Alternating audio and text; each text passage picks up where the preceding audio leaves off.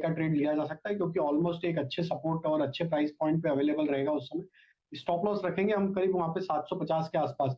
तो 10 से 15 रुपए की डिप अगर मिलती है तो वहाँ बाय करेंगे, और 750 के स्टॉप लॉस से पोजीशन वहाँ पे एक बार अटेम्प्ट करेंगे लॉन्ग साइड की, क्योंकि एक अच्छे risk to reward point of view पे ही अवेलेबल रहेंगे। तो करीब 10 से 12 रुपए का और रिस्क आप उठा सकते हैं, तो आप जरूर लॉन्ग जा सकते हैं। ऑलरेडी बीटन डाउन है और लगातार प्रेशर के बाद नंबर्स आए, नंबर्स के बाद प्रेशर, तो किसी गिरावट में आप खरीदारी कर सकते हैं।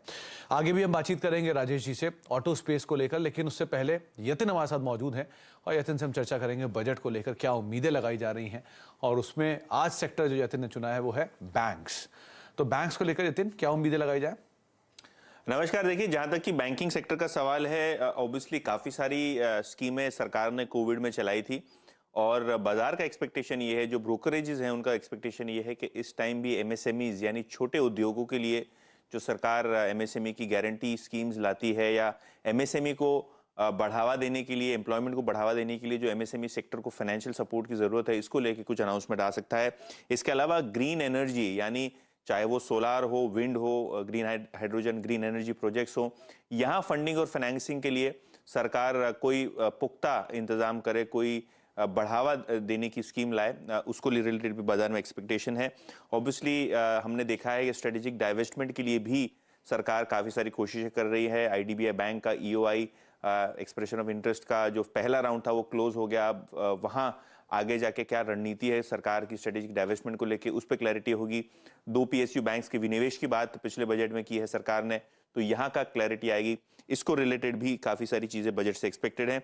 ऑब्वियसली जो ईटीसी की लिमिट बढ़ाने की संभावना है, जहाँ मिडिल क्लास को फायदा पहुंचाया जाए, उसको लेके भी हाउसिंग फाइनेंस सेक्टर को लेके, एनबीएफसी को लेके एक एक्सपेक्टेशन है। और दूसरा, अफोर्डेबल हाउसिंग या हेल्थ इंश्योरेंस की जो फाइनेंशियल लिमिट्स है, इसको अगर सरकार चेंज करती है तो ना ही बैंकिंग सेक्टर को फायदा होगा, लेकिन एलाइड जो दूसरी बीएफएसआई सेक्टर्स जैसे कि इंश्योरेंस और एनबीएफसी हैं, इनको भी फायदा होता हुआ दिखाई पड़ सकता है। तो ये तमाम वो एक्सपेक्टेशंस हैं जो बैंकिंग और फाइनेंशियल सेक्टर की लग रही है इस बजट में।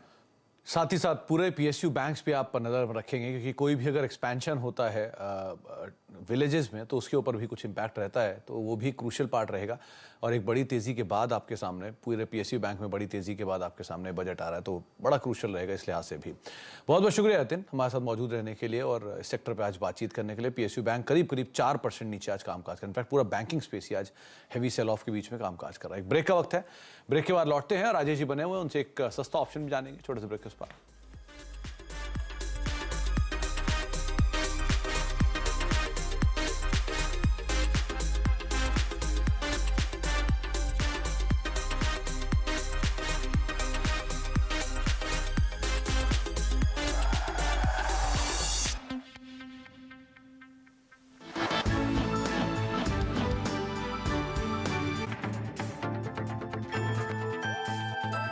हालांकि नोटबंदी के बाद ये माना जा रहा था कैश में लेन देन कम हो जाएगा, डिजिटल ट्रांजैक्शन ज़्यादा बढ़ेगा, लेकिन जिस तरीके से अर्थव्यवस्था की रफ्तार बढ़ती गई, कैश में लेन देन भी बढ़ता गया और 6 साल में करीब दोगुना हो गया है, और जो 32 लाख करोड़ रुपए के आसपास पहुंच चुका है कैश सर्कुलेशन।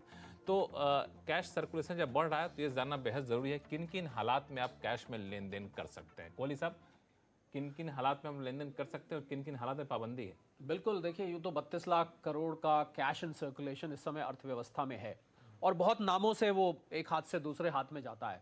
पर हम जिन 2 सेक्शंस पे आज ध्यान देना चाह रहे थे, उसका नाम है सेक्शन 269SS और 269T, और इन सेक्शंस के अंतर्गत लक्ष्मण पेनल्टी लगती है। अच्छा। अगर आप कैश 20,000 से ऊपर कैश लेन देन करते हैं तो पेनल्टी लगती है। होता क्या है कि आपने किसी को लोन दे दिया, किसी ने पैसा मांगा, भाई मुझे 40,000 रुपये चाहिए, आपने कैश निकाला, घर से दे दिया, या आपने किसी के पास जमा कर दिया, ये मेरा रख लीजिए, ये मेरा डिपॉजिट समझ के रख लीजिए, जब जरूरत होगी आपसे ले लूंगा, वगैरह वगैरह।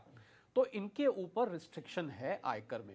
अब हम कुछ ऐसे हालात बताते हैं जहां पर ये रिस्ट्रिक्शन लागू नहीं होती, क्योंकि जिन लोगों को ये पता है वो इसको सारे ट्रांजैक्शंस के लिए समझ लेते हैं। ऐसा नहीं है, ऐसा नहीं है, सबके लिए नहीं है। कुछ और छूट है। और कुछ लोग जो नहीं जानते हैं वो कुछ ऐसी जगह कर देते हैं जहां नहीं करना चाहिए, तो इसलिए हम वो बता देते हैं जहां पर आप कर सकते हैं, तो इसके अलावा बाकी आप नहीं कर सकते।